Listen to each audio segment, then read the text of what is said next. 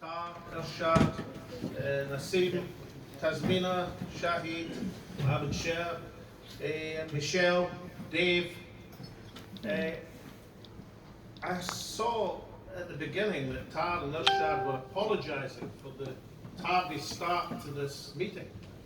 I have to say, having a dinner at 7 and starting the speeches at 8:10 is the sharpest timescale I've ever witnessed at any Asian event.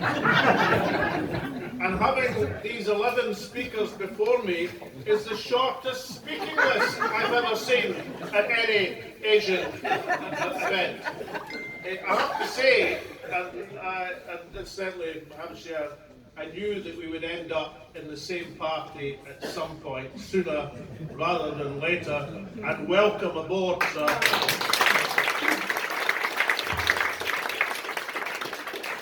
Well, I've heard more profound common sense from these 11 speakers over these last few minutes than I did in the entire Scottish Parliament debate on the programme for government, which unfortunately I sat through this week because I thought it might have some wisdom that I could use in my conference speech on Sunday.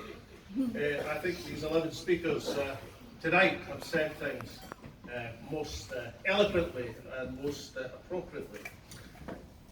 I want to talk about 1995. Because as I was coming in this evening, I met some old friends, and I've been sitting with some, and I've met others who reminded me that the first time they'd met me was in 1995. And that was an important year. It was the year that I decided, and incidentally, the Scottish National Party, which I led then, had less members than Alba has now. We had roughly 5,000 members. We were a party of some note. We had 5 members of Parliament, but basically the giant of Scottish politics was the Labour Party. And Scotland didn't seem not only far distant from Scottish independence, we seemed far distant from even having a parliament of our own in Edinburgh. And I embarked on a strategy. I wanted to reach out to the various communities of Scotland. And I decided, along with that remarkable man, one of the great friends of my life, Bashir Ahmed, and also Abdul, that the community I should reach out to, first and foremost, was the Asian community of Scotland.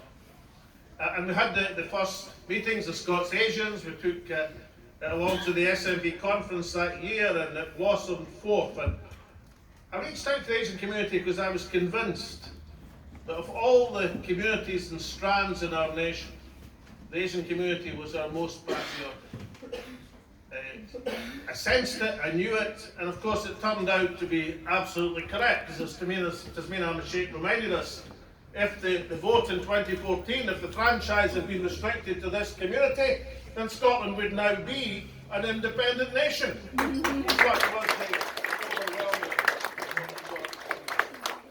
There's also something else. As I built up the SNP and tried to turn it from a small party to a large party, I knew that would take time, and it wasn't going to happen overnight.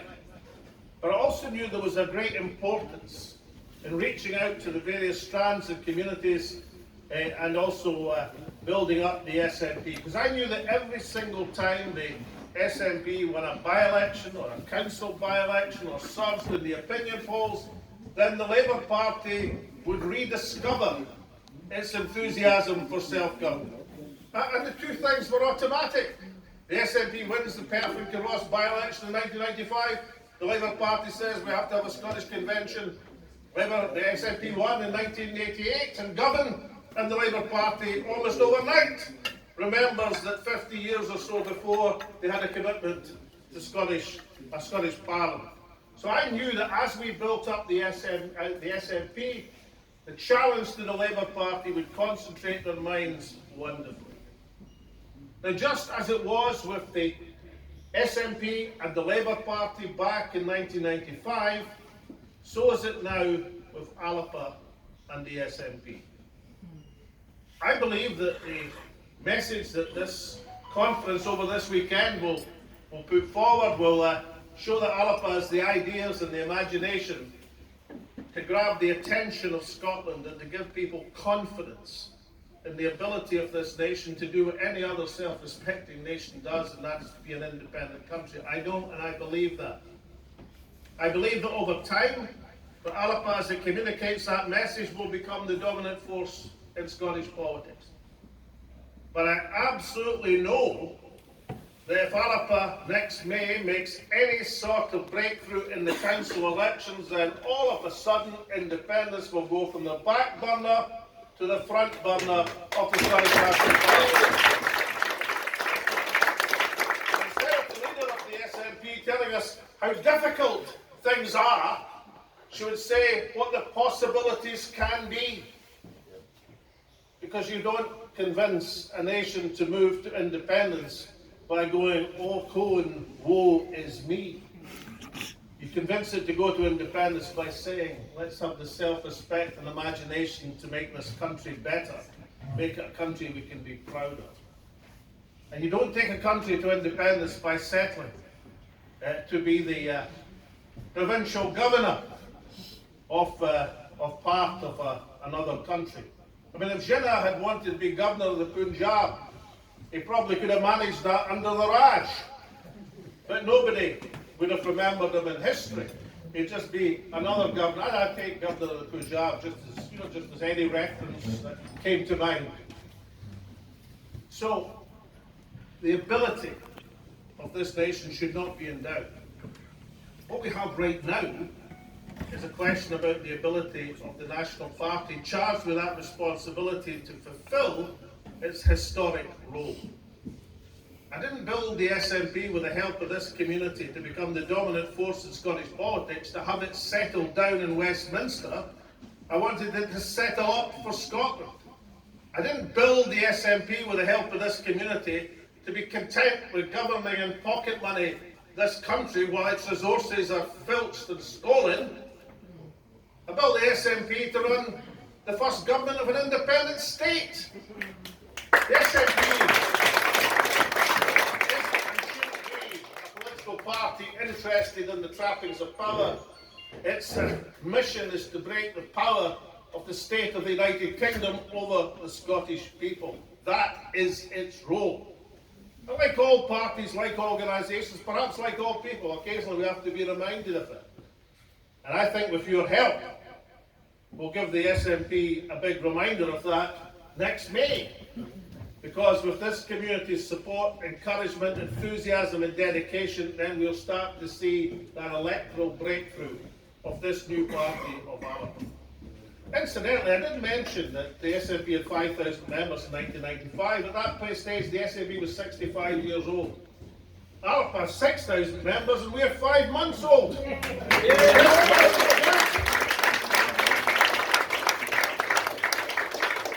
Now, you may have noticed, I said former councillor, former convener and provost of Aberdeenshire, Hamish Vernal, because I'd forgotten something from the car earlier on.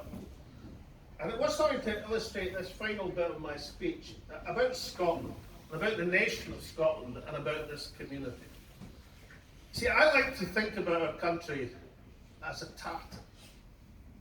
And what I have here, and this is exclusive, nobody has seen these apart from me and the person who designed them, and the commissioner, who is Tasmina Abid Sheikh, who's commissioned the first Alba tartan. And the Alba tartan, in a few months' time, when the production things go, we'll be able to see all sorts of things in tartan, right from full dress kilts to ties, ladies' scarves, and all the rest of the panoply of things. And there's 6 designs. That's number 1.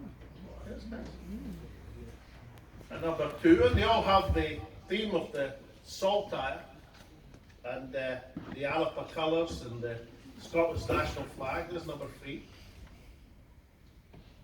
I like that one. Number 4. Number 5. And my very favourite. Not that I'm trying to prejudice Ms. Ahmed Sheikh in her final decision. This one here, which I think is a great tartan.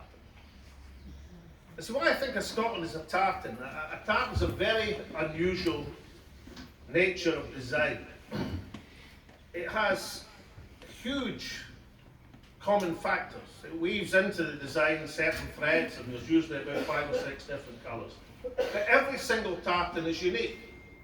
And when that, if this is the Alba tartan, is woven into the various goods over the next few months, then it will be a unique tartan. It will be registered as the Alba party tartan, as people like Scotland's party tartan, as it would be in English.